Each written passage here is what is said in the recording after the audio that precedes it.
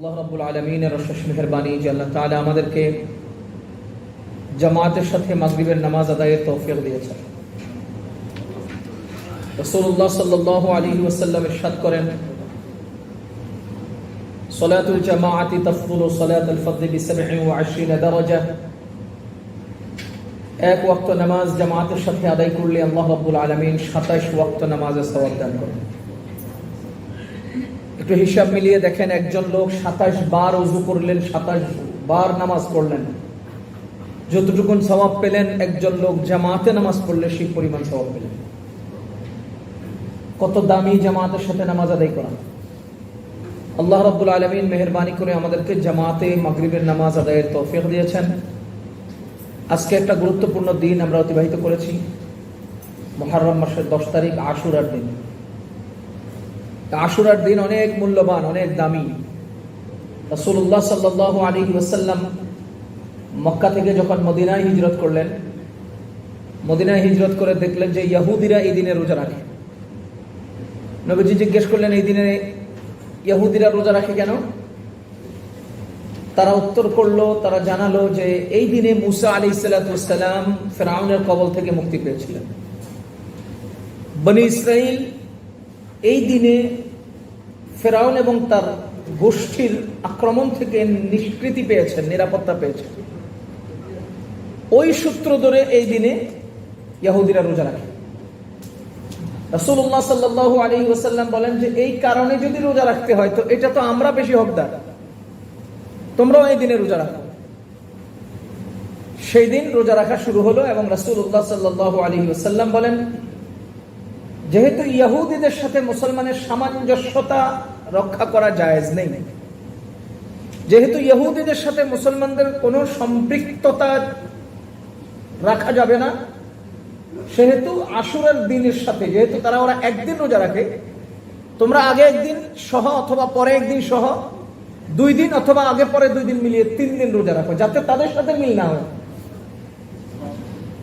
যাতে তাদের সাথে মিল না হয়ে যায়। আপনি সহজভাবে দেখেন, আল্লাহ রাব্বুল আলামিন কোরআনে কারীমে স্পষ্ট বলেছেন, ইয়া আইয়ুহাল্লাযীনা আমানু লা তাত্তাখিযুল ইয়াহুদা ওয়ান নাসারা আউলিয়া।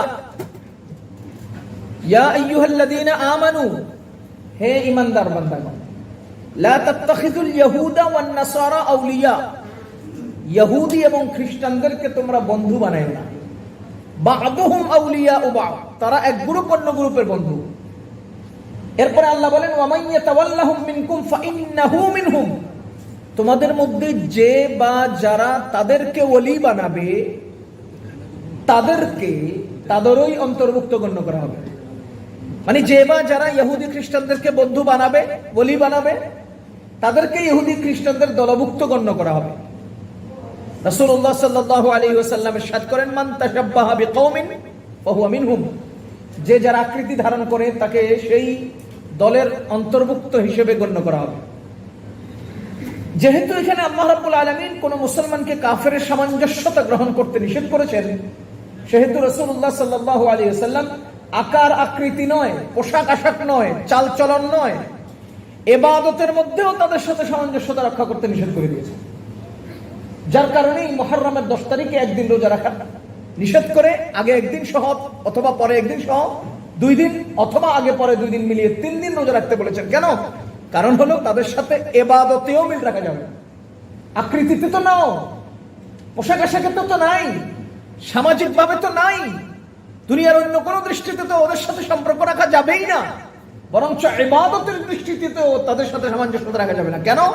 এজন্য যে কোরআনে কারীমে আল্লাহ তাআলা বলেন, লা তাজিদান্না আশাদ্দান নাসি আদাওয়াতান লিল্লাযীনা আমানুল ইয়াহুদা, যদি মুসলমানদের সবচেয়ে বড় কোনো শত্রু কেউ দেখতে চাও তো মুসলমানদের দুনিয়াতে সবচেয়ে বড় শত্রু হলো ইহুদি। আজকে চোখ বন্ধ করে দেখেন, সারা পৃথিবী জুড়ে মুসলমানদেরকে দমিয়ে রেখেছে। তারা রাজনৈতিক অঙ্গনে, তারা ব্যবসায়িক অঙ্গনে, তারা অর্থনৈতিক অঙ্গনে, তারা মিডিয়ার মাধ্যমে, মানে চতুর্দিক থেকে মুসলমানদেরকে কোণঠাসা করতে চেষ্টা করছে। কোনোভাবেই মুসলমানদেরকে মাথা উঁচু করতে দিবে না, তারা চেষ্টা করে যাচ্ছে। তো এটা বলার উদ্দেশ্য হলো, মুসলমান ইহুদি এবং খ্রিস্টানদের সাথে সামঞ্জস্যতা গ্রহণ করতে পারবেন না। এখন প্রশ্ন হলো, যদি তারা আমাদের কোনোটা নিয়ে নেয় সেটা তাদের ব্যাপার। যেমন আমাদের দেশে বাংলাদেশ, বাম পাশে আমরা চলি, এই দেশে ডান পাশে চলে। বাংলাদেশ আবর্জনা স্তূপ পড়ে যায়, এই দেশে আবর্জনা দেখা যায় না। বাংলাদেশ কত উশৃঙ্খলতা দেখা যায়, এই দেশে কত সুশৃঙ্খল ভাবে চলে। মোট কথা, এই দেশের অনেক কিছু, আমেরিকার বহু কিছুই আমাদের ইসলামের সাথে মিলে যায়। তারা আমাদের নবীজির জীবন আদর্শ গবেষণা করে তাদের প্রতিটি পরতে পরতে এটা বাস্তবায়ন করার চেষ্টা করছে। ঈমান আর আখলাক আর হালাল হারামের বাজ বিচার ছাড়া বাকি সব দিকে তারা ঠিক আছে। ঈমান নাই, আখলাক নাই, আর হালাল আর হারাম তদন্ত করে না, যা পায় তা খায়। এই তিনটা আমার দৃষ্টিতে, আমার ক্ষুদ্র দৃষ্টিতে আমি দেখছি, এই তিনটা ছাড়া বাকি আপনি দেখেন, আপনি সামান্য বিপদে পড়েন, সামান্য সে দৌড়ে আসবে। আপনি রাস্তায় দাঁড়িয়ে আছেন, সে জিজ্ঞেস করবে নিজে থেকে যে কোনো সমস্যা, সে ডান পাশে চলবে। রোডে লাল সিগন্যাল দেখা যাচ্ছে, আমরা ডানে বামে তাকে দৌড়, ওরা দৌড়ায় না, ওরা হাঁটে, একদম স্থির দাঁড়িয়ে থাকে যতক্ষণ সবুজ সিগন্যাল না হয়। এই যে একটা আদর্শ, এই যে একটা ফিকির, এই যে একটা চিন্তা, এটা ওদের মধ্যে আছে, আমাদের মধ্যে নাই।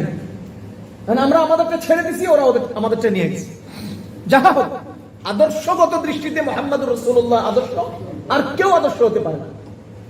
আল্লাহ রাব্বুল আলামিন বলেন, লা তাত্তাখিযুল ইয়াহুদা ওয়ান নাসারা আউলিয়া, ইহুদি এবং নাসারাদেরকে তোমরা ওলি বানাবে না। রাসূলুল্লাহ সাল্লাল্লাহু আলাইহি ওয়াসাল্লাম মদিনা শরীফে গিয়ে যখন দেখলেন ইহুদিরা এই দিনে রোজা রাখে, আশুরার দিনে, জিজ্ঞেস করলেন কেন রোজা রাখে? বললেন যে ওই যে বনি ইসরাইল মুক্তি পেয়েছে, মুসা আলাইহিস সালাম মুক্তি পেয়েছে। রাসূলুল্লাহ সাল্লাল্লাহু আলাইহি ওয়াসাল্লাম বলেন, মুসা তো আমাদের ভাই, যদি এই কারণে রোজা রাখতে হয় তো এই কারণে আমরা রোজা রাখবো। যতদিন পর্যন্ত এই উম্মতের উপর রোজার 1 মাস রোজা ফরজ ছিল না, ততদিন পর্যন্ত এই উম্মত আশুরার দিনের রোজাকে ওই রকম ফরজ মনে করে আমল করেছে। গুরুত্বপূর্ণ আমল ছিল আশুরার দিনের রোজা। যখন আল্লাহ রাব্বুল আলামিন আমাদের জন্য, শুধুমাত্র আমাদের জন্য, দেখেন, আমাদের জন্য, শুধুমাত্র আমাদের জন্য রমজান মাস ব্যাপী 1 মাস রোজা রাখার বিধান নাজিল করলেন, তখন আল্লাহ রাব্বুল আলামিনের হুকুমে আশুরার দিনের রোজাটা নফল হয়ে গেল। এবং এর মধ্যে ফজিলত লুকানো আছে কি? রাসূলুল্লাহ সাল্লাল্লাহু আলাইহি ওয়াসাল্লাম ইরশাদ করেন, যে ব্যক্তি আশুরার দিনে রোজা রাখবে, আল্লাহ রাব্বুল আলামিন তার 1 বছরের গুনাহ মাফ করে দিবেন। আপনারা আরাফার দিনের রোজার ফজিলত জানেন। আরাফার দিনে কেউ রোজা রাখলে 1 বছর সামনের ও 1 বছর পিছনের গুনাহ মাফ হয়। আর আশুরের দিনে রোজা রাখলে 1 বছর পিছনের গুনাহ মাফ হয়, সামনের না। আরাফার দিনে সামনের গুনাহ মাফ হয়, আর আশুরের দিনে 1 বছর পিছনের গুনাহ আল্লাহ তাআলা মাফ করেন। আবার আরেক হাদিসের মধ্যে আসছে, তোমরা মুহররমের 10 তারিখে ভালো খাবারের আয়োজন করো, খাওয়া দাওয়া একটু ভালো করো। আরে কি আশ্চর্য, একদিকে তোমরা রোজা রাখো, আরেকদিকে ভালো খানা খাও। তো মুহাদ্দিসিন ইকরাম এটার ব্যাখ্যা করেন যে তোমরা আজ সাহারিতে এবং ইফতারিতে ভালো খানার আয়োজন করো, আর সারাদিন রোজা রাখো, খানাও হইলো রোজাও হলো। তো এই দিন, আশুরার দিন, দামি একটা দিন। অনেকেই মনে করে থাকেন যে আশুরার দিনে হুসাইন রাদিয়াল্লাহু তাআলা আনহুর শাহাদাত হয়েছে, এই জন্য আশুরার দিন অনেক দামি। না, হুসাইন রাদিয়াল্লাহু তাআলা আনহু শাহাদাতের কারণে আশুরার দিন দামি হয় নাই, কথা বুঝবেন। বরং আশুরার দিনের মতো দামি একটা দিনে আল্লাহ হুসাইন রাদিয়াল্লাহু তাআলা আনহুকে কবুল করেছেন। আপনাদের দৃষ্টিতে কি মনে হয়, একজন বড় বুজুর্গ শুক্রবারে মারা গেছেন, এজন্য বুজুর্গের কারণে শুক্রবারের দাম বেড়ে গেছে, নাকি দামি দিনে বুজুর্গ মারা গেলেন? দামি দিনে বুজুর্গ মারা গেছেন, বুজুর্গের কারণে দিন দামি হয় নাই। ঠিক তেমনি ভাবে আশুরার দিনে হুসাইন রাদিয়াল্লাহু তাআলা আনহু মারা গেছেন, এটা নয় যে হুসাইন রাদিয়াল্লাহু তাআলা আনহু শাহাদাতের কারণে আশুরার দাম বেড়েছে। আশুরার দিনের দাম কেন, এটা আল্লাহ ভালো জানেন। আশুরার দিনের দাম কেন, এটা আল্লাহ ভালো জানেন। আমি একটা সহজ কথা আপনাকে বলে রাখবো, ইসলামের যত ফজিলত, ইসলামের যত বিষয় হালাল, ইসলামের যত বিষয় নিষিদ্ধ, ইসলামের যত বিষয় হারাম, সবগুলোর আসল কারণ হলো আল্লাহ ভালো জানেন। গরু হালাল কেন, আল্লাহ ভালো জানেন। জবাই করার পরে হালাল কেন, আল্লাহ ভালো জানেন। মরে গেল হারাম কেন, আল্লাহ ভালো জানেন। এগুলোর পরবর্তীতে কারণ আনতে পারেন। সুর হারাম কেন, আল্লাহ ভালো জানেন। এবার শুয়োরের ভিতরে আপনি আরো 72টা 32টা আরো 1200টা কারণ বের করতে পারেন, এর মধ্যে এই সমস্যা, এর মধ্যে এই অসুবিধা, এর মধ্যে এই রোগ ব্যাধি, এর মধ্যে এই সমস্যাগুলো, এগুলো পরে আবিষ্কার করতে পারেন। কিন্তু প্রথমত হারাম কেন আল্লাহ ভালো জানেন। এখন আশুরার দিনের ফজিলত কেন আল্লাহ ভালো জানেন। এবার এর মধ্যে অনেকগুলো কারণ জমে যেতে পারে। মুসা আলাইহিস সালামের সেদিনের মুক্তি জমে যেতে পারে। নূহ আলাইহিস সালামের কৃষ্টি সেদিন নূহ আলাইহিস সালামের উম্মতকে আল্লাহ মুক্তি দিয়েছেন, সেদিন কারণ জমে যেতে পারে। ইব্রাহিম আলাইহিস সালামকে আল্লাহ তাআলা আগুন থেকে মুক্তি দিয়েছেন, সেদিন কারণ জমে যেতে পারে। কিন্তু আসল মূলত এই দিনের ফজিলতের কারণ এটা আল্লাহই ভালো জানেন। ফজিলতপূর্ণ একটি রাত্রি, একটি দিনে হযরতে হুসাইন রাদিয়াল্লাহু তাআলা আনহুকে আল্লাহ তাআলা কবুল করেছেন। এইজন্য হুসাইন রাদিয়াল্লাহু তাআলা আনহুর দাম বেড়েছে, বরঞ্চ ওনার শাহাদাতের কারণে আশুরার দিনের দাম বাড়েনি। যেমন গতকাল মানে আজকে আশুরা, বাংলাদেশে যখন আশুরা, বাংলাদেশে ওই যে হাটহাজারী মাদ্রাসা শেখুল হাদিস আল্লামা জুনায়েদ বাবুনগরী সাহেব ইন্তেকাল করছেন, তো আশুরার দিনে ওনার ইন্তেকাল হওয়াতে আশুরার দিনের দাম বাড়ে নাই তো, বরঞ্চ আশুরার দিনে ওনার ইন্তেকালে ওনার দাম বেড়েছে। আশুরার দিনে ওনার ইন্তেকালের কারণে ওনার দাম বেড়েছে, ওরকমই হুসাইন রাদিয়াল্লাহু তাআলা আনহুর দাম বেড়েছে।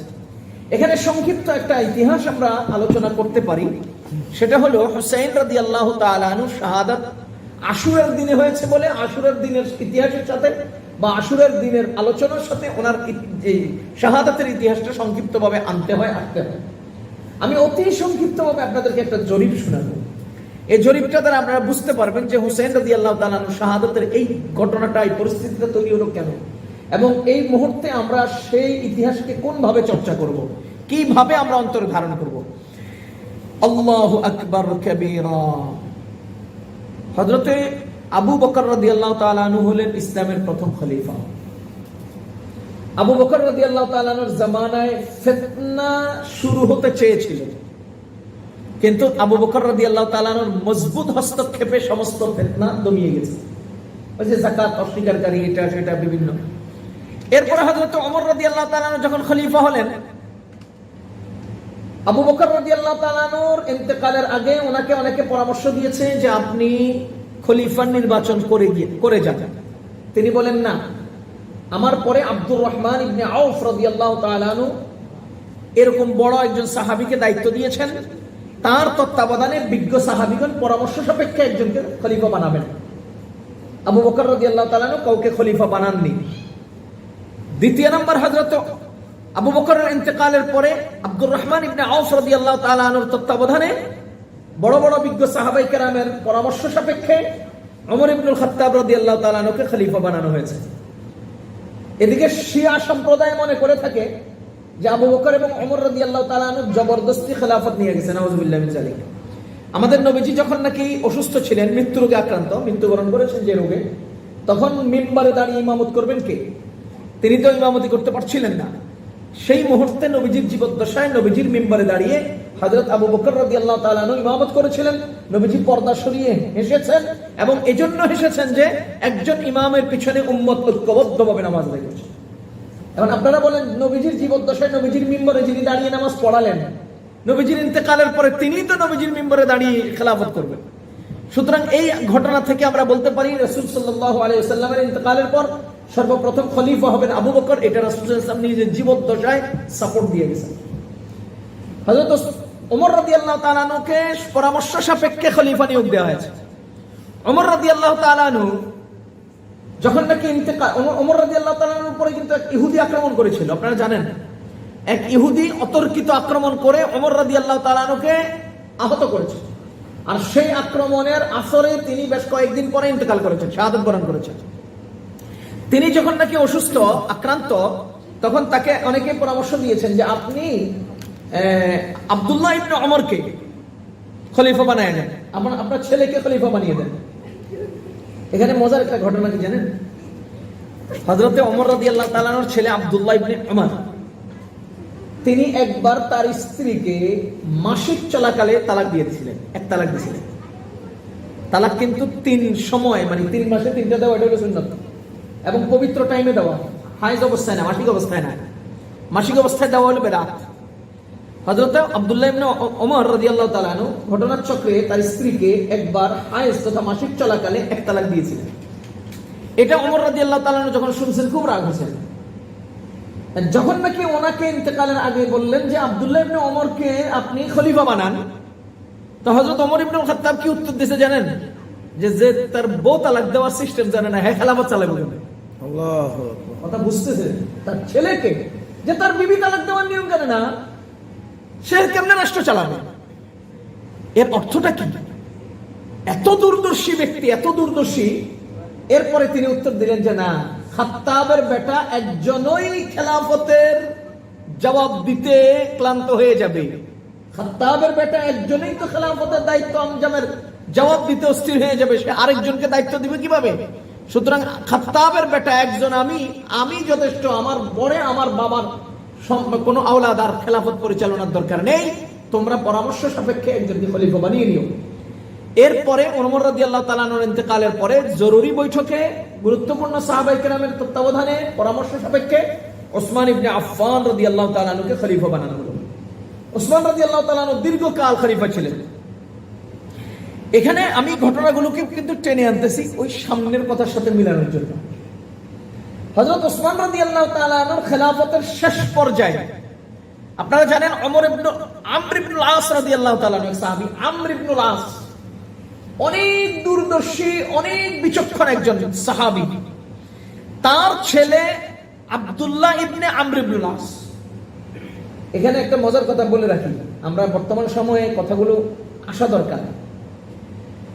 আমাদের নবীজি যখন বললেন যে আল্লাহর কাছে প্রিয় নাম আব্দুল্লাহ এবং আব্দুর রহমান, যখন আমাদের নবীজি বললেন আল্লাহর কাছে প্রিয় নাম আব্দুল্লাহ, আব্দুর রহমান, তখন আবু বকর তার ছেলের নাম রাখছে আব্দুল্লাহ, ওমরও তার ছেলের নাম রাখছে আব্দুল্লাহ, আমর ইবনুল আস ছেলের নাম রাখছে আব্দুল্লাহ, জুবায়ের ছেলের নাম রাখছে আব্দুল্লাহ, তারপরে সালাম ছেলের নাম রাখছে আব্দুল্লাহ, মাসউদ ছেলের নাম রাখছে আব্দুল্লাহ।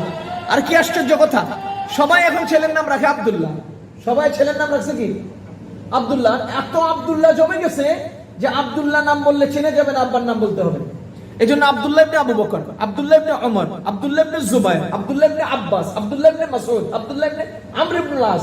এত আব্দুল্লাহ কেন? ওই যে নবীজি বলেছেন আল্লাহর প্রিয় নাম আব্দুল্লাহ, এই জন্য আব্দুল্লাহ এত বেশি হয়েছে যে আব্বার নাম ছাড়া আব্দুল্লাহ চিনা যায় না। কিন্তু আজকে আমাদের সমাজের মধ্যে আমরা এখন আব্দুল্লাহ নাম রাখলে বুড়ো বুড়ো টাইপের নাম দেওয়া যায়, একটা জোয়ান নাম দেন, একটা আনকমন নাম দেন। আমি ঢাকায় এক জায়গায় ইমামতি করতাম, এক লোক আসছে, হুজুর আমার একটা মেয়ে হয়েছে, নাম দেন। আমি বললাম যে ফাতেমা রাখা। তো ফাতেমা এটা তো কমন নাম। আমি বললাম রাসূলুল্লাহ সাল্লাল্লাহু আলাইহি ওয়াসাল্লাম তার মেয়ের নাম রাখছেন ফাতেমা, এর চেয়ে সেরা, শ্রেষ্ঠ, সুন্দর, উত্তম আর কোনো নাম হতে পারে না। পরে হুজুর এটা তো কমন নাম, একটা আনকমন নাম দেন। আমি দেখলাম যে সে আমারে ছাড়বেও না, আবার আমার নাম দেওয়াও লাগবে। তা আমি বললাম যে স্ক্রু রাখেন, স্ক্রু। আদম আলাইহিস সালাম থেকে এই পর্যন্ত কেউ তার মেয়ের নাম স্ক্রু রাখছে আমার জানা নেই। এর চেয়ে আনকমন আর কোনো নাম হতে পারে না। বেটা হাসতে হাসতে পারে পাচ্ছে, আলহামদুলিল্লাহ অন্তত বলা বার হয়েছে। এখন আমরা এমন কিছু নাম ঠিক করেছি, রবিন নাম রাখছি আমরা, রবিন। আরে ভাই, বড় বড় ইহুদি নেতাদের নাম ছিল এটা। এমন আনকমন নাম রাখি যেটা না মুসলিম বুঝায় না মুসলিম বুঝায়। মানিক, যদি মানিক হাসান হয় তো মুসলমান, মানিক চট্টোপাধ্যায় হিন্দু, দুটো সাইডে যায়। এমন সিস্টেমে নামকরণ করছি, এটা ঠিক না। এমন ভাবে নাম রাখবো যে নাম আল্লাহ পছন্দ করেন, নবীজি পছন্দ করেন, এবং যেই নামের কারণে দুনিয়ার যেই প্রান্তে যাক তাকে দেখতে শুনতে মুসলমানের মতো লাগে। আমাদের নামের সাথে মোহাম্মদ আছে, মোহাম্মদ আব্দুল্লাহ। পৃথিবীর কোন জায়গায় গেলে এই নামটা অমুসলমানের মনে হবে? স্পষ্ট মুসলমান। যাহা হোক, আব্দুল্লাহ ইবনে আমর ইবনুল আস রাদিয়াল্লাহু তাআলা তিনি ছিলেন নবীজির সবচেয়ে বেশি পরিমাণে হাদিস লিখতেন। নবীজি কি বলতেন তিনি লিখতেন। সারা দিন নবীজির পিছনে খাতা কলম নিয়ে হাঁটতেন। খাতা কলম মানে আজকের এই আধুনিক উন্নত খাতা কলম না, তখনকার সময় যা ছিল লেখার উপকরণ সেগুলো। তো এক বিজ্ঞ সাহাবীগণ, বড় বড় সাহাবীগণ বলেন যে আব্দুল্লাহ, তুমি সব নবীজির সবকিছু লিখতেছো, এটা কেমন কথা? মানুষ হিসেবে কত কিছুই তো আছে যেগুলো লেখার দরকার হয় না। কিন্তু আব্দুল্লাহ ইবনে আমর ইবনুল আস বলেন যে আমি কিছুই ছাড়তে রাজি না, নবীজির কিছুই ছাড়তে রাজি না। তো বড়রা যখন নিষেধ করছেন তখন উনি মানে বহুত মজবুতির সাথে কষ্টে নিজেকে নিয়ন্ত্রণ করছেন, লিখতেছেন না এটা। এটা আবার রাসূল সাল্লাল্লাহু আলাইহি ওয়াসাল্লাম অনুভব করছেন যে এই লোকের কষ্ট হচ্ছে, ওনার কষ্ট, ওনার বয়স কম ছিল, কষ্ট হচ্ছে। নবীজি ডাক দিয়েছেন, ডাক দিয়ে বলতেছে, আব্দুল্লাহ তুমি লেখো, তুমি লেখো, এই মুখ থেকে ভালো ছাড়া মন্দের কিছুই আসে না, ভালোই আসে, যা পাও তাই লেখো। সেই আমর ইবনে আস রাদিয়াল্লাহু তাআলা আব্দুল্লাহর আব্বাজান, তিনি মিশর বিজয় করেছিলেন, মিশর জয় করেছেন আমর ইবনে আস রাদিয়াল্লাহু তাআলা। মিশর একটা বিশাল এলাকা, মিশরের একটা অঞ্চল ছিল, সেই অঞ্চলের একজন দায়িত্বশীল দরকার, মিশরের এক আঞ্চলিক দায়িত্বশীল, কথা বুঝেন। সে আঞ্চলিক দায়িত্বশীলের কাকে নির্বাচন করবে, আঞ্চলিক দায়িত্বশীল কাকে ঠিক করবে, এজন্য ওই এলাকার লোকজন মুহাম্মদ ইবনে আবু বকর রাদিয়াল্লাহু তাআলা, মুহাম্মদ ইবনে আবু বকর রাদিয়াল্লাহু তাআলা আনহুকে সাথে নিয়ে ওই এলাকার, মিশরের ওই এলাকার একটা অঞ্চল ভিত্তিক অঞ্চলের কিছু লোক মুহাম্মদ ইবনে আবু বকরকে সাথে নিয়ে খলিফাতুল মুসলিমিন হযরত ওসমান ইবনে আফফানের কাছে গেছেন, যাই বলতেছেন, আমিরুল মুমিনিন, আমাদের এলাকায় একজন দায়িত্বশীল লোক দরকার, এখন আপনি যদি আমাদের জন্য একজন দায়িত্বশীল পাঠাতেন ভালো হতো।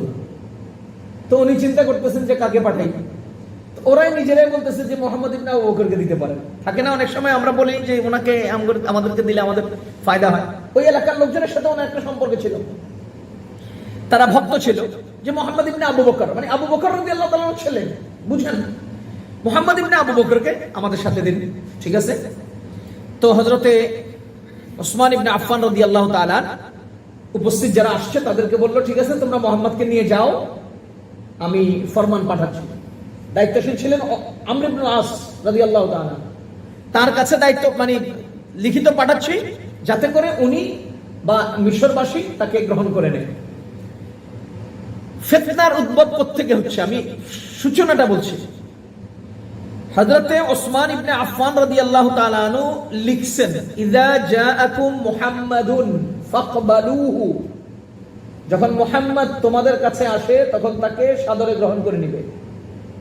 ফাকবালুহু, বা ফাকবা, সাদরে গ্রহণ করে নিবে। কিন্তু এই ফরমানটাকে যিনি অফিশিয়াল সাইন করে খামবদ্ধ করে প্রেরকের মাধ্যমে পাঠাবে, সেই মধ্যস্থতা যে লোকটা করত, সেই লোকটা মুহাম্মদ ইবনে আবু বকরের এই পদ পাক, এটা সে চাইতো না, চায় না। এই পদটা মুহাম্মদ ইবনে আবু বকর পাক, এটা উনি চান নাই। না চাওয়ার কারণে সে করছে কি, ওসমান ইবনে আফফানের লিখিত ইযা জাআকুম মুহাম্মাদুন, যখন মুহাম্মদ তোমাদের কাছে আসে, ফাকবালুহু, তোমরা তাকে গ্রহণ করো। সে করছে কি, বাকে নিচের যে এক নক্তা বা, এটাকে কাইটা উপরে দুই নক্তা দিয়ে বানায় দিয়েছে, ফাকতুলুহু। যখন মুহাম্মদ তোমাদের কাছে আসে তখন তারা শেষ করে দাও। কি হলো, ফাকবালুহুর জায়গায় ফাকতুলুহু বানায় দিয়েছে। এটা বড় কিছু আমরি পরিবর্তন করা লাগে না, শুধু নিচের বা নক্তাটা খোঁচা দিলেই তো উঠে যায়, উপরে তা বানায় দিয়েছে, তা ফাকতুলু হয়ে গেছে। এখন এখানে খলিফার সাইন, ওমর ওসমান রাদিয়াল্লাহু তাআলা আনহুর সাইন, ওনার সিগনেচার, কত বড় জঘন্য একটা হুকুম। ওইদিকে ওসমান রাদিয়াল্লাহু তাআলা আনহু বললেন কি যে ঠিক আছে তোমরা যাও, আমি দেখছি, বা আমি এই খবর পাঠাচ্ছি, আর এদিকে চিঠি পাঠালেন, এই কথা লাগে না মাইন্ডে? যখন নাকি ওই লোকজন যাচ্ছে তাদের মিশরে, প্রেরক দূতকে গোপনে চিঠিটা দিয়া অন্য রাস্তায় পার করে দিয়েছে যে তুই ওদের আগে পৌঁছবি। সে যখন দ্রুত বেগে অন্য পথে পার হচ্ছে, এরা দূর থেকে দেখছে যে একটা আগন্তুক ঘোড়া নিয়ে খুব দ্রুত পার হয়ে যাচ্ছে। পরে এখান থেকে এরা সন্দেহ করে ওই লোকটাকে ধাওয়া করে ধরছে, ধইরা দেখে যে তার হাতে চিঠি, আর ওই চিঠির মধ্যে লেখা মুহাম্মদ আসলে তাকে শেষ করে দিবে। এখন আপনি বলেন যে লোকগুলো মুহাম্মদ ইবনে আবু বকরকে মহব্বত কইরা তার ব্যাপারে প্রস্তাব কইরা তাকে নিয়ে খুশিতে খুশিতে যাচ্ছে যে আপনাকে আমরা আদায় করে নিছি, সেই জায়গায় যখন এই পত্র পায় তখন তাদের মনে কেমন লাগে? এই পরিপ্রেক্ষিতে তারা ওখান থেকেই সোজা মদিনায় রওনা দিল। এটা প্রতিশোধ নিবে, এটার বিচার চাইবে, এই করবে সেই করবে।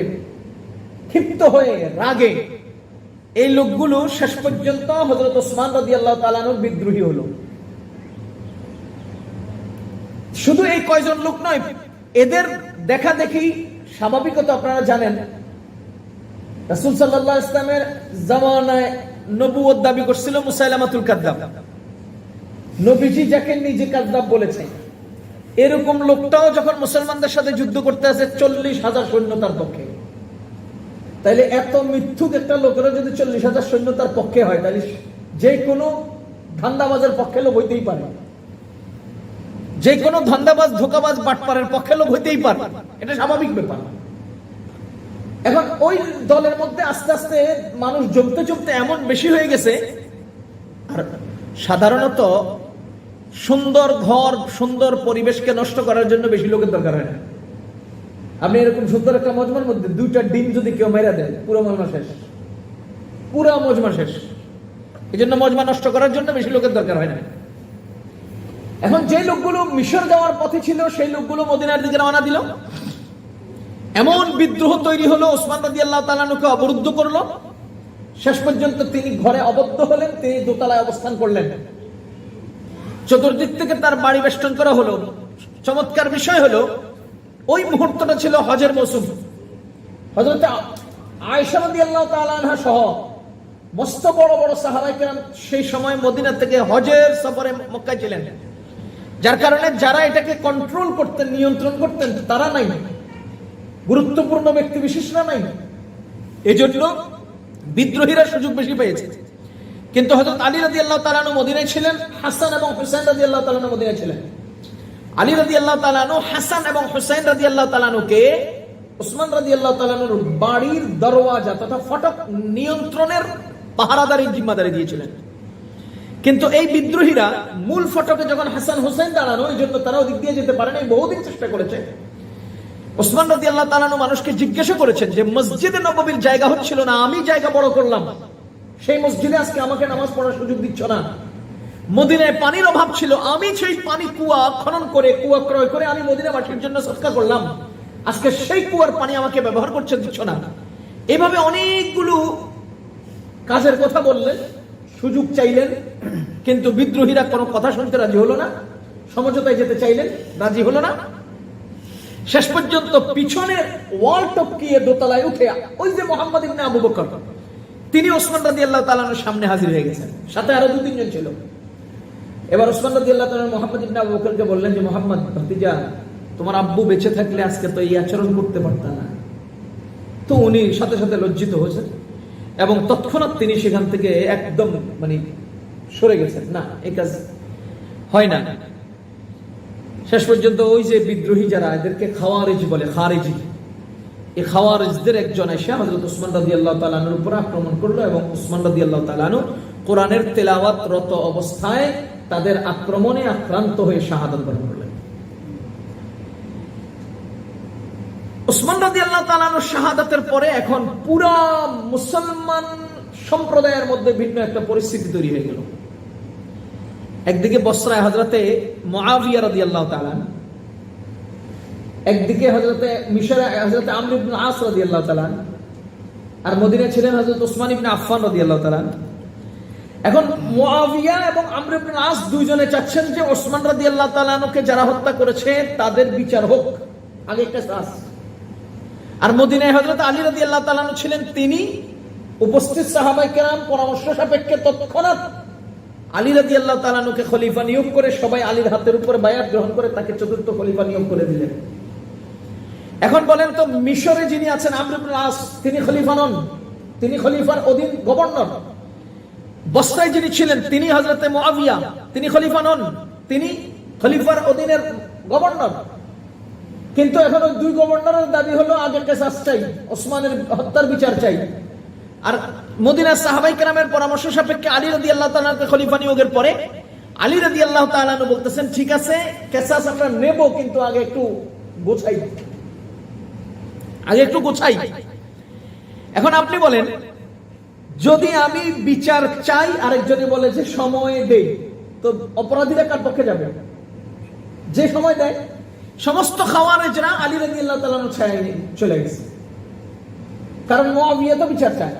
আমর ইবনে আস বিচার চায়, হযরত আলী রাদিয়াল্লাহু তাআলা আনহু খেলাফত মজবুত করি তারপরে বিচার করব। এই খেলাফত মজবুত করি তারপরে বিচার করব, আর ওনাদের দুইজনের দাবি হলো বিচার আগে হবে। এই একটা ইজতিহাদি গলতির মধ্যে শেষ পর্যন্ত বিশাল বিশাল যুদ্ধ হলো, জঙ্গে জামাল হলো, জঙ্গে সিফিন হলো। হযরত আয়েশা রাদিয়াল্লাহু তাআলা আনহা আমর ইবনে আস এবং মুআবিয়া রাদিয়াল্লাহু তাআলার পক্ষে ছিলেন। দুটো দল হয়ে গেল, আলী রাদিয়াল্লাহু তাআলা আনহুর গ্রুপ আর মুআবিয়া আর আমর ইবনে আসের গ্রুপ। বিশাল একটা দ্বন্দ্ব, বিশাল একটা গন্ডগোল, বিশাল একটা যুদ্ধ বিগ্রহ, মুসলমানের যুদ্ধ হয়েছিল। আমি ঘটনাগুলো বলতেছি, আপনারা ঘটনার কোনো প্রতিক্রিয়া নিজের জেহেনের মধ্যে দিবেন না। এমন হলো কেন, এমন হলো কেন, ও শুরু ও না, এসব কিছু আনবেন না, শুধু ঘটনা শুনে যান, আমি লাস্টে দিয়ে ফিনিশিং দেব। ঘটনাগুলো বলছি, ঘটনাগুলো ঘটেছিল। আচ্ছা, শেষ পর্যন্ত অনেক ইতিহাসের পরে যখন জঙ্গে জামালে হযরত আয়েশা রাদিয়াল্লাহু তাআলা আনহার উপরে চতুর্দিক থেকে আক্রমণ শুরু হয়, আলী রাদিয়াল্লাহু তাআলা আনহার পক্ষে ছিল মুহাম্মদ ইবনে আবু বকর, আর আলী রাদিয়াল্লাহু তাআলার বিপক্ষে ছিল হযরত আয়েশা রাদিয়াল্লাহু তাআলা। আয়েশা মাঠে আসছে না, চারিদিক থেকে মানে তীর মারা শুরু হয়েছে। হযরত আলী রাদিয়াল্লাহু তাআলা শেষ পর্যন্ত মুহাম্মদ ইবনে আবু বকরকে বললেন যে তুমি তোমার বোনকে উঠায় নাও। আয়েশা রাদিয়াল্লাহু তাআলার ভাই না মুহাম্মদ, আবু বকর রাদিয়াল্লাহু তাআলার মেয়ে, তোমার বোনকে উঠায় নাও। শেষ পর্যন্ত ওখান থেকে ওনাকে উঠে মদিনায় পাঠানো হয়েছে। হযরত আয়েশা রাদিয়াল্লাহু তাআলা ওখান থেকে ঘরে এসে বলতেছে, আমার না একটা হাদিস মনে পড়ছে, আমার একটা ঘটনা মনে পড়ছে। কি? আমি একদিন আড়ালে ছিলাম, আল্লাহ রাসূল হযরত ওসমানকে ডাকছেন, ডেকে এনে পাশে বসিয়ে বলতেছে, ওসমান, তোমাকে একটা জামা পরিধান করানো হবে, কিছু লোক তোমার জামাটা ছিনিয়ে নিতে চেষ্টা করবে, তুমি জামাটা ছাড়বা না, তুমি জামাটা গায়ে থেকে খুলবা না। দেখেন, ওসমান রাদিয়াল্লাহু তাআলা আনহুকে যখন অবরুদ্ধ করা হলো, তখন সাহাবায়ে কেরাম তাকে পরামর্শ দিয়েছিলেন যে এই অবরোধকারীদেরকে আমরা শেষ করে দেই, তাদের কল্লা ফেলে দেই। হযরত ওসমান রাদিয়াল্লাহু তাআলা আনহু বললেন, আমি চাই না আমার হাতে সর্বপ্রথম কোন মুসলমানের রক্ত ঝরুক। হযরত ওসমান রাদিয়াল্লাহু তাআলা আনহুকে বললেন যে যেহেতু আপনি তাদের উপর আক্রমণের কোনো হুকুম দিচ্ছেন না, অথবা তাদেরকে শেষ করার জন্য, দমন করার জন্য কোনো পদক্ষেপ দিচ্ছেন না, তাহলে আপনি এক কাজ করেন, রাতের অন্ধকারে তাদের আড়ালে আপনার খেলাফত ছেড়ে দেন।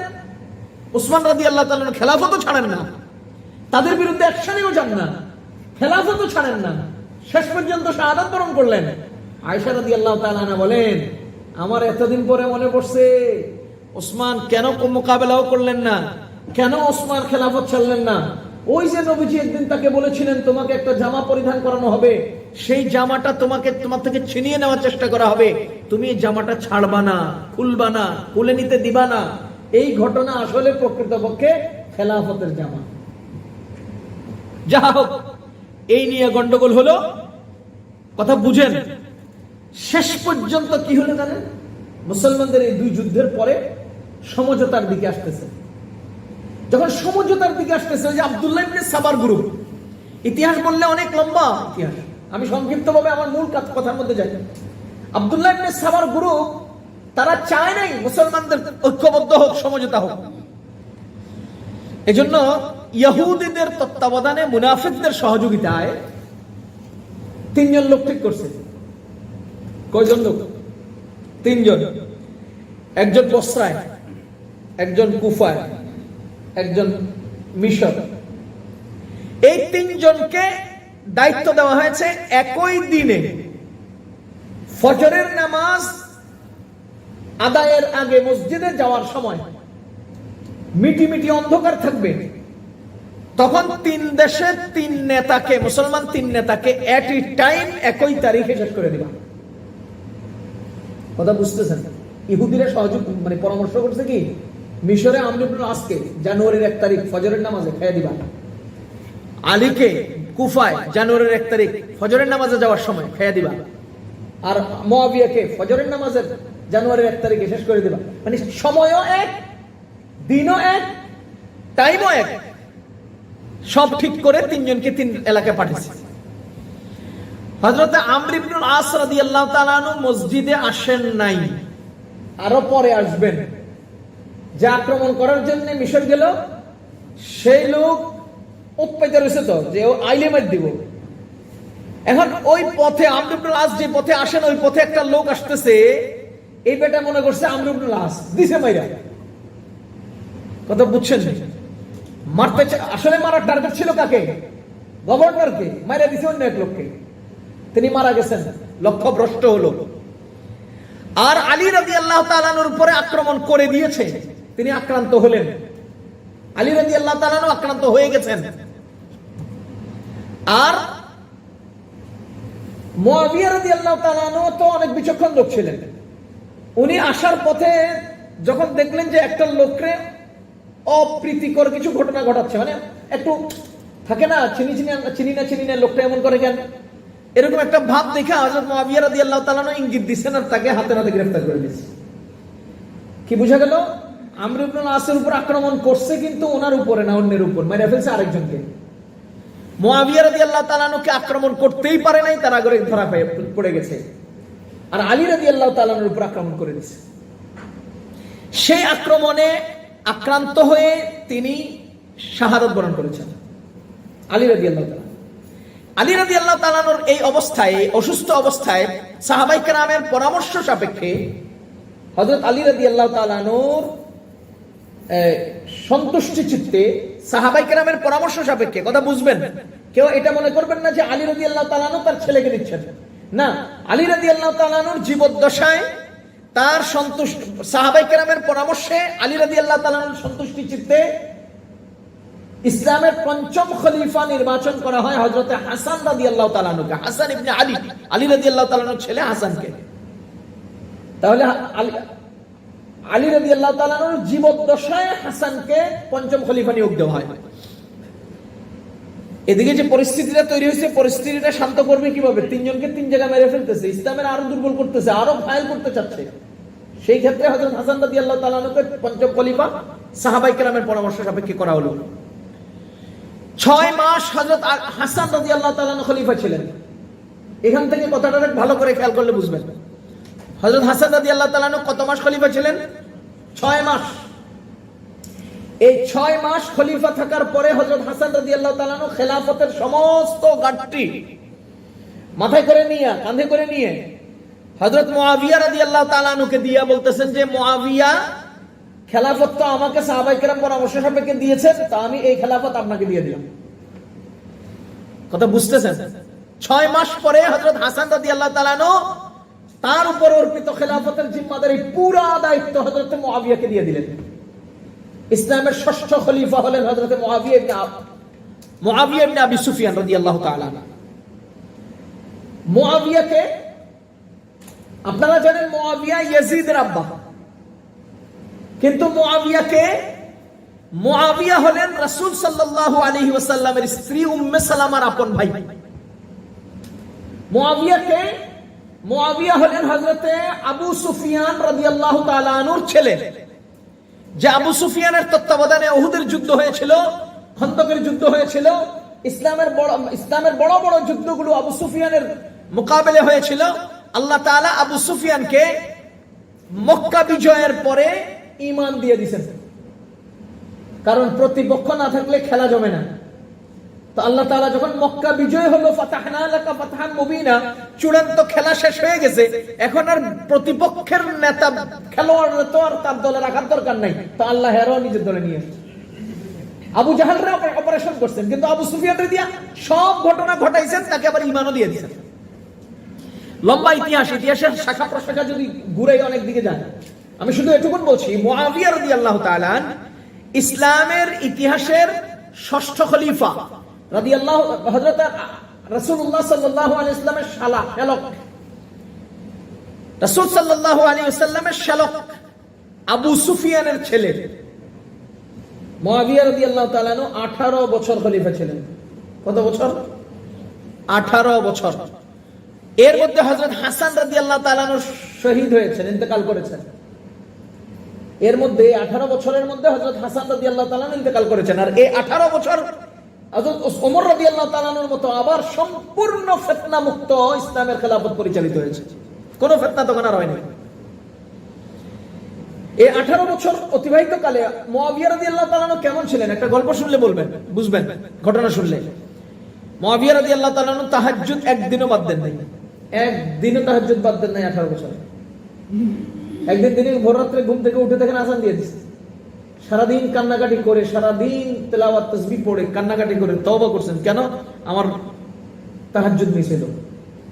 পরের দিন তার দরজা জানালা সব লাগানো, ঘুমিয়ে রয়েছেন, তাহাজ্জুদের সময় হয়েছে, কে জানি এসে উঠে, এই মুআবিয়া উঠো নামাজ পড়ো। হযরত মুআবিয়া রাদিয়াল্লাহু তাআলা তাকায় দেখেন যে কিরে, তার দরজা লাগানো, জানালা লাগানো, ঘটনা কি? লোকটাকে এটা থাপ করে ধরছেন, বেটা তুই কে?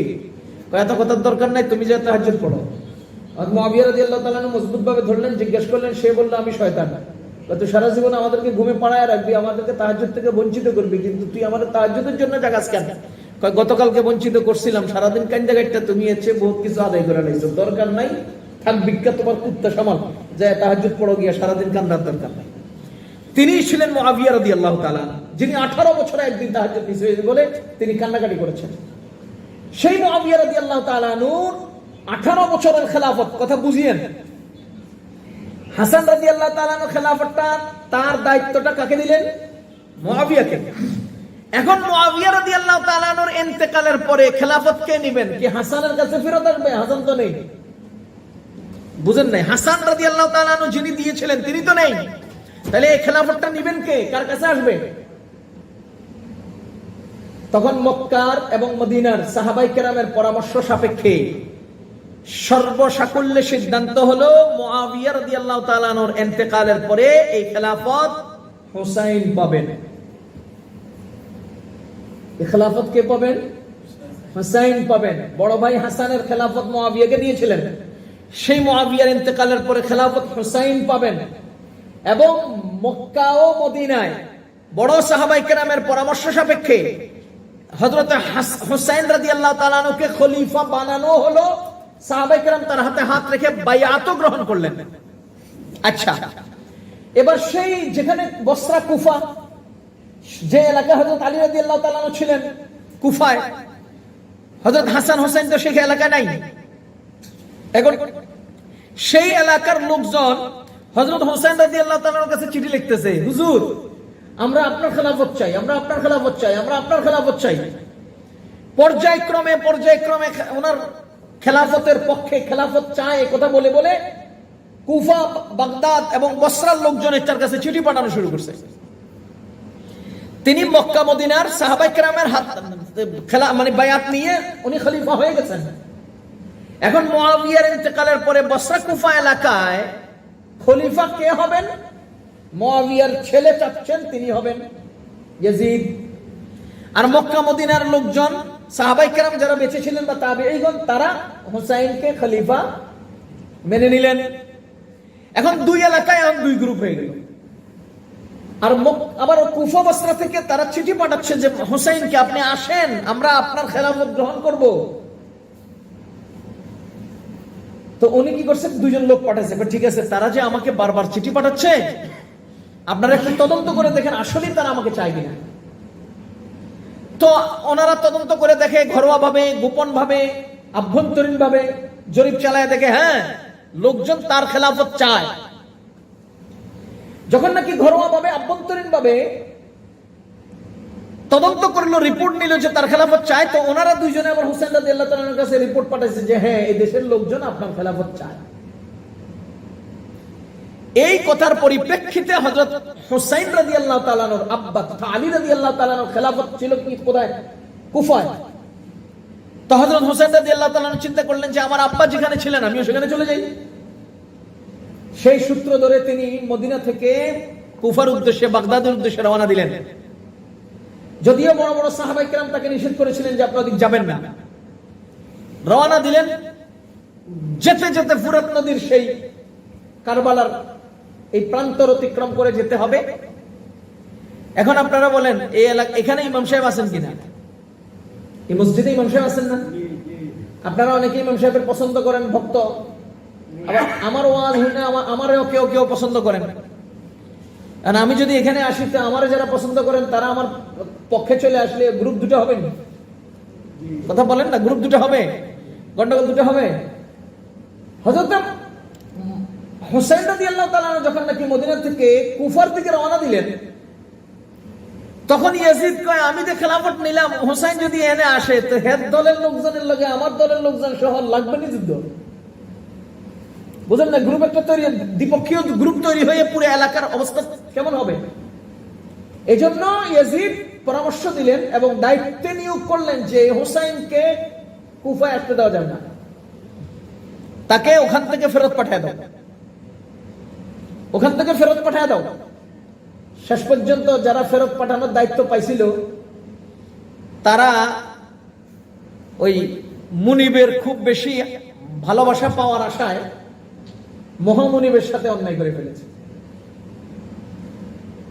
ইয়াজিদের বেশি ভক্তি প্রকাশ করতে গিয়ে মুহাম্মদুর রাসূলুল্লাহর নাতির সাথে বেয়াদবি করে ফেলেছে। শাহাদাতের ঘটনা ঘটে গেছে। আল্লাহ রাব্বুল আলামিন হযরত হুসাইন রাদিয়াল্লাহু তাআলা আনহুকে দিয়ে আমাদেরকে এই কথা বুঝাইয়া দিলেন, জান্নাতের যুবকদের সর্দারের মতো মর্যাদাশীল সাহাবী যিনি হযরতে রাসূলুল্লাহ সাল্লাল্লাহু আলাইহি ওয়াসাল্লামের পিঠে আর কাঁধে উঠে রাসূলকে ঘোড়া বানিয়ে খেলা করেছিলেন, এমন একজন সাহাবী তিনি কারবালার ময়দানে আক্রান্ত হলেন। তারপরেও তিনি কি করলেন না? লিয়াজু করলেন না, তাদের সামনে মাথা নত করলেন না, শাহাদাত বরণ করলেন। এই শাহাদাত বরণ এই দিনে আল্লাহ রাব্বুল আলামিন কবুল করলেন, তিনি শহীদ হলেন। এই প্রসঙ্গে যে মূল কথাটা আমি বলতে চাই, ইসলামের ইতিহাসের সবচেয়ে কষ্টের এবং দুঃখজনক বেদনাদায়ক ঘটনা হলো কারবালার ঘটনা। আপনারা দেখবেন মীর মোশাররফ হোসেন বিশেষ সিন্ধু লিখছেন, আরেকজন আরেকটা লিখছেন, আরেকজন আরেকটা লিখছেন, বিভিন্ন জন বিভিন্ন ভাবে কারবালার এই মর্মান্তিক কষ্টকর ঘটনাটাকে উপস্থাপনের চেষ্টা করেন। আমি সহজভাবে আমাদের মুসলিম উম্মাহকে বলবো যে আল্লাহর ওয়াস্তে এই ঘটনাটাকে কেন্দ্র করে আমরা না পক্ষে যাব না বিপক্ষে যাব, আমরা এই ঘটনার মূল হিকমত কি এটা আল্লাহ জানেন, এই কথা বলে আমরা ধৈর্য ধারণের চেষ্টা করব। আপনি বলেন যদি ইয়াজিদকে কেউ কাফের বলে, আমার সামনে এখন বুখারী শরীফ নেই, বুখারী শরীফের প্রথম খণ্ডের একটা অংশ, দ্বিতীয় খণ্ডের একটা অংশে আউয়ালু জাইশ, প্রথম ওই সৈন্যদল যারা সামুদ্রিক পথে কাফেরদের মোকাবেলায় যুদ্ধ করবে, তাদেরকে রাসূল সাল্লাল্লাহু আলাইহি ওয়াসাল্লাম বলছেন মাগফুরুন লাহুম, আল্লাহ তাদেরকে মাফ করে দিয়েছেন। বুখারী শরীফের হাশিয়ার মধ্যে লিখছেন ওই আউয়ালু জাইশের নেতৃত্বে ছিল ইয়াজিদ ইবনে মুআবিয়া। এখন আমি তাকে কিভাবে বলবো? এজন্য আমাদের বিশ্বাস, আমাদের আকীদা, আমাদের একটা চেতনা, আমাদের একটা ফিকির, আমরা আমাদের মুখ হেফাজত করব। আপনি যে বললেন, খেয়াল করেন মুহাম্মদ ইবনে আবু বকর ওসমান রাদিয়াল্লাহু তাআলা কে মারার জন্য উদ্যত হয়ে গেছে। জঙ্গে জমলে মুসলমান আর মুসলমান মোকাবেলায় যুদ্ধ হলো, আলী এবং মুআবিয়ার মোকাবেলা হলো, আলী এবং হযরত আমর ইবনে আসের মোকাবেলা হলো। এই যে ঘটনাগুলোর সৃষ্টি হলো, এই যে ইতিহাসগুলো, এই ইতিহাসগুলোকে আপনি কিভাবে দেখবেন? এজন্য ভাই আমরা দেখতে চাই এভাবে যে আমরা আমাদের মুরব্বীদের ব্যাপারে চুপ থাকবো। এটার হিকমত কি আল্লাহ জানেন, এটার ভালো মন্দ আল্লাহ জানেন। আমি কে, আমার এমন কি যোগ্যতা? রাসূলের জামানা থেকে ১৫০০ বছর পরে, রাসূলের মদিনা থেকে হাজার হাজার কিলোমিটার দূরে আমি এমন কি লেখাপড়া করেছি, ইতিহাস কি জানি, আমি এমন কতটুকু যোগ্যতা রাখি যে আমি এত বড় একজন ব্যক্তি সম্পর্কে মন্তব্য করব? ইসলামের ষষ্ঠ খলিফা ছিলেন হযরত মুআবিয়া। এরপরে যদি আপনি বলেন যে হুসাইন খলিফা, যদি বলেন যে ইয়াজিদ খলিফা, তাহলে তো উনি সপ্তমে যায় দাঁড়ায়। এই পর্যায়ের একজন ব্যক্তি সম্পর্কে আমার মন্তব্য করার যোগ্যতাটা কোথায়? এজন্য আমি অনুরোধ করব আল্লাহর রাস্তায়, এই কারবালার ইতিহাসটা আল্লাহ তাআলা চাইছেন এমন হোক, কিন্তু এখানে আমরা হুসাইনের ভালোবাসা আমাদের অন্তরে অভাব নেই, হুসাইন রাদিয়াল্লাহু তাআলার ভালোবাসা আমাদের অন্তরে অভাব নেই, কিন্তু তার ভালোবাসাকে অন্তরে পুরা জায়গা দিতে গিয়ে আবার ইয়াজিদের বিরুদ্ধে তাকে কাফের, মুশরিক, তাকে ফাসিক, না, এটা বলবো না। ওই ব্যাপারে আমরা নীরব থাকবো আর হুসাইন রাদিয়াল্লাহু তাআলার ভালোবাসা অন্তরে ধারণ করবো। আমি এতটুকুন বোঝানোর চেষ্টা করছি যে আমি এক পক্ষকে পক্ষে নিয়ে অন্য পক্ষকে খারাপ আমি বলি না। আমি সবসময় আমার সাথী সঙ্গী বন্ধু এবং পরিচিতদেরকে বলতে চাই যে সাদাকে সাদা বলতে কালোকে কালো বলা লাগে না। কি বলেন? সাদাকে সাদা বলতে কালোকে কালো বলা লাগে। কারো প্রশংসা করতে করে যান তার প্রশংসা, কিন্তু বিপরীত পক্ষে কারো প্রশংসা করার তো দরকার নেই। একজনকে ভালো বলতে গেলে আরেকজনের মন্দ খারাপ বলতে বলার দরকার নেই। হুসাইন রাদিয়াল্লাহু তাআলা আনহুর ভালোবাসা অন্তরে ধারণ করেন, বিপরীত পক্ষটাকে আপনি নীরব থাকার চেষ্টা করেন। হাজ্জাজ বিন ইউসুফ সম্পর্কে একজন জিজ্ঞেস করেছিল, মারিফুল কোরআনে আসছে, হাজ্জাজ বিন ইউসুফ সম্পর্কে জিজ্ঞেস করেছে, তো উনি বলতেছেন যে না, তার ব্যাপারে কথা বলে আমি আমার মুখ অপরাধী বানাতে পারি না। হাজ্জাজ বিন ইউসুফ কে? যিনি মক্কা শরীফ, কাবা শরীফকে বর্তমান অবস্থানে নির্মাণ করেছেন। হাজ্জাজ বিন ইউসুফকে যিনি কোরআনে কারীমে জবরজের লাগাইছেন। এখন তার ব্যাপারে আমি কি জানি? আমি কদিন তেলাওয়াত করছি ভাই, তার জবরজের লাগানো কোরআন কত হাজার কোটি লাখ লাখ মানুষ তেলাওয়াত করতেছে। তার ব্যাপারে আমি মন্তব্য কেন করব? এই জন্য আমি অনুরোধ করব, আমাদের ধারণা, আমাদের ফিকির হবে যে আমরা হুসাইন রাদিয়াল্লাহু তাআলা আনহুকে ভালোবাসি, তার এই ঘটনা থেকে চেতনা গ্রহণ করব যে বাতিলের পক্ষাবলম্বন করা যাবে না, না হককে গ্রহণ করে নিজের জীবন বাঁচানো যাবে না, প্রয়োজনে জীবন যাবে তবুও না হককে গ্রহণ করা যাবে না। তো এই আশুরার দিন অনেক দামি, অনেক মূল্যবান, অনেক মর্যাদাশীল। আল্লাহ রাব্বুল আলামিন আমাদেরকে আশুরার দিনের মর্যাদা অর্জন করার তৌফিক দান করুন এবং